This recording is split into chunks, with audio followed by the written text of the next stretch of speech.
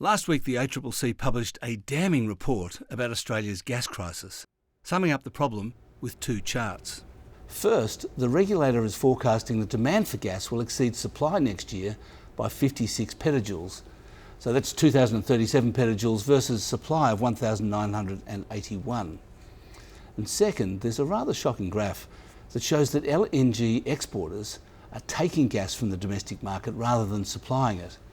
According to the ACCC, the amount being taken out by exporters will reach 57.6 petajoules next year.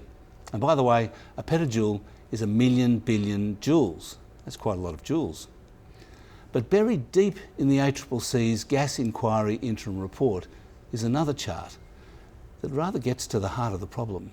5 businesses control 83% of Australia's East Coast gas resources, almost entirely in Queensland. If you add the extra influence they have through joint ventures, that rises to 139%.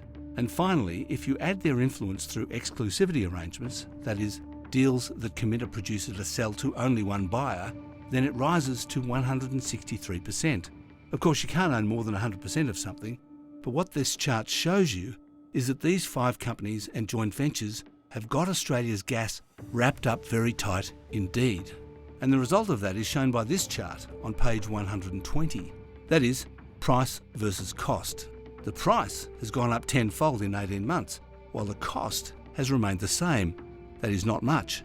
Their profit margins have exploded. As everyone keeps saying, there's plenty of gas. What that series of charts from the ACCC shows is that the gas companies are behaving like a cartel. But of course they are. It's what they do.